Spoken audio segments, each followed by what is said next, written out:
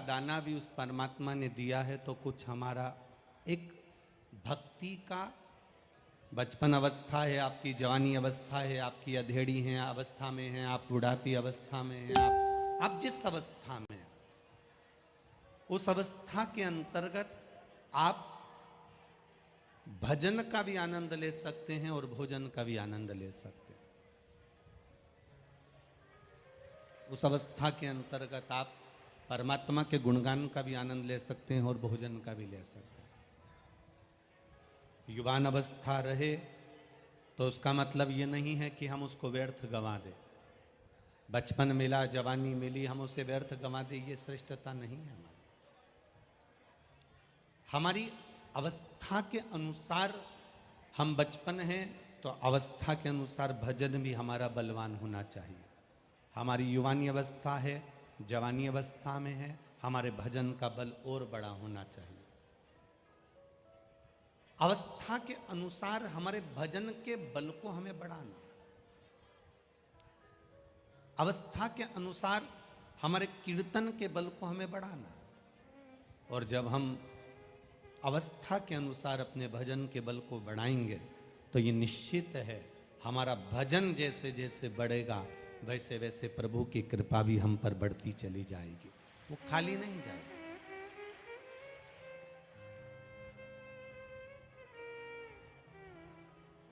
दो बातों को अपने जीवन में उतार के रखिएगा। शिव महापुराण की, ब्रह्मा जी ने जब भगवान विष्णु जी से कहा कि आपके पिता कौन है, आपके पिता हैं कौन, तब भगवान विष्णु जी के मुख से निकला, नारायण के मुख से निकला, मेरे पिता स्वयं भगवान देवाधिदेव महादेव है, स्वयं भगवान शिव है, दूसरा कोई नहीं। आप भगवान कृष्ण की पूजन कर लें, आप देवी जी की पूजन कर लें, आप दत्त की पूजन कर लें, आप किसी भी देवता की पूजन कर लें, किसी भी देवी देवता की पूजन करो आप, पूजन आप किसी भी देवी देवता की करोगे पर फल आपको महादेव ही देंगे। आप आराधना किसी भी देवी देवता की कर लो, साहब मैं तो राम को मानती हूं, मैं शंकर जी को नहीं मानती, मैं कृष्ण को मानती हूं, मैं शिव जी को नहीं मानती, मैं देवी को मानती हूं, मैं शंकर को नहीं मानती, मैं दत्त को मानती हूं, मैं शिव को नहीं मानती। आप आराधना किसी की भी करो, आप पूजन किसी का भी करो, राम भी जपोगे, कृष्ण भी जपोगे, दत्त भी जपोगे, देवी की आराधना भी करोगे तो फल देने वाला केवल एक महादेव ही है। भजन किसी का भी कर लो, आराधना किसी की भी कर लो, पूजन किसी की भी कर लो, पर जब फल देने का समय आता है, जब उस पूजन का कुछ फल देने का समय आए, पूजन का, व्रत का, आराधना का, साधना का कोई पुण्य फल देने का जब समय आता है, उस समय पर भगवान देवाधिदेव महादेव जो मृत्यु लोक में रहते हैं, भगवान शंकर जो भूमि पर रहते हैं, पृथ्वी पर रहते हैं, उनसे पूछा जाता है, महादेव से पूछा जाता है, इसने राम जी की आराधना करी है, इसने कृष्ण जी की आराधना करी है, इसने देवी जी की आराधना करी है, इसने दत्त की आराधना करी है, इसने भगवान गणेश की आराधना करी है। माता पृथ्वी पर रहने वाले देवाधिदेव महादेव से पूछा जाता है कि इसको, इस फल को देना आपका काम है, इसको फल दें कि नहीं दें। जैसे और सरल भाषा में समझो,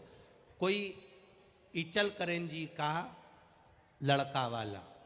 आकोला की लड़की वाले, जरा समझ लेना हो अच्छे से,